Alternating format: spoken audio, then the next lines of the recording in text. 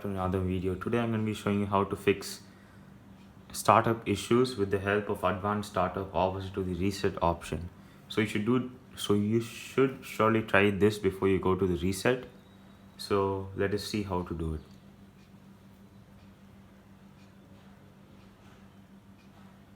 So since I'm logged into Windows, I'll show you guys how to do it. So first go to settings, then just search up recovery and you'll get reset this PC option here. You press that and you're going to see advanced startup and recovery, which is reset.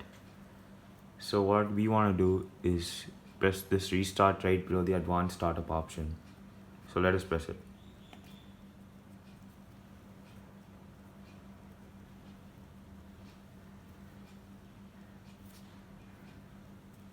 So now it shows you a couple of options which says to continue, turn off the PC, use a device, or to troubleshoot. What I would suggest is go to troubleshoot first. Then it shows two options, which is reset and advanced options. You should go to advanced. Then go to startup repair. It's going to try and first diagnose your computer. Then it's going to ask for a recovery drive. You can skip it if you want, or if you want, you can just put the recovery drive key. So let us wait until this thing comes back.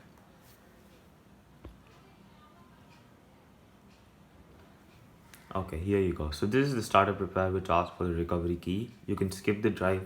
It's at the bottom right corner if you want. So let us skip it. Now it's going to diagnose the PC. It's going to get over within 10 seconds.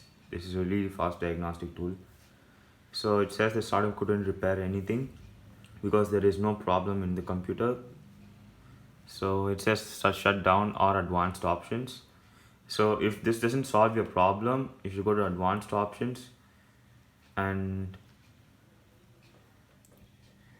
go to troubleshoot, go to advanced options again, and you should go to uninstall updates. You should go to uninstall latest quality updates and you can just uninstall it. Since I've already done it, I can't do it again. It may harm the PC. So let me just go ahead and click continue. After you're done, you can just click continue. Now, one eternity later. okay, this is taking a lot of time to log into Windows after the advanced startup. It has taken me 1 minute 30 seconds right now. Let's see how much. Okay, yeah, it's done. So it's basically 1 minute 30 seconds as the baseline of the login. So now just to check out if the startup has worked, let's go to control panel, go to power options.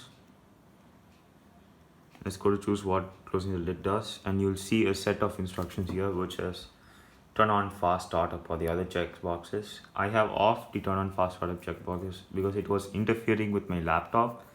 But if you do want to off it, you will see this option at the top. Just press it and it's gonna let all the checkboxes open. So you can either toggle it on or off and just save the changes and restart whenever you're available. So many problems of startup also occurs when you go to task manager. The laptop has to complete most of the tasks before it shuts down. So we should go to startup, and as you can see, by default every app will be enabled, but you should at least disable most of it which you don't use a lot, which is not necessary. That's what I have done here. I have disabled all the apps which I have installed personally, but all the inbuilt apps have been enabled so that it will be easier for the laptop to perform tasks. Now, since I have also asked you guys to uninstall the quality updates if the diagnosing hasn't worked, to check about that, you should go to settings. You should go to updates and you should check for updates. You should probably check the Windows history of updates, and you can see that there are quality updates here. So you can either check here or you can go to about my PC,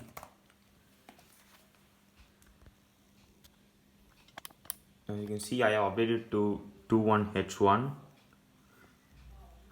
and the build OS is 19043.1110, which was a bit lesser last time, but since I have gone back, it is a previous version of 21H1 build OS. So now, so why have I done this? Is because I had a problem in my own startup. So whenever I shut down or restart the laptop would stay on, but I would get a full black screen, and I wanted to fix that. So just to check it out, I went to Microsoft and called Microsoft. They told me to do a forced shutdown or restart, which was hold the power button and the volume down button for 30 seconds, and that would work. But I'll have to do it all the time. So I have done the advanced startup. For this issue, I've also done a reset. It used to work for sometimes, but doing a reset would actually defaultly on fast startup, which I do not need since it's interfering with my laptop. So this is how you do advanced startup. So thanks for watching, guys. See you back in the next video. And also, I have forgot to tell you one more thing. I have also joined the Microsoft Surface Tech community, and my username is BrainM with the B capital. If you do have any questions about Microsoft Surface devices, please comment me over there at the Microsoft Surface Tech community. Thanks for watching, guys. Don't forget to like, share, and subscribe.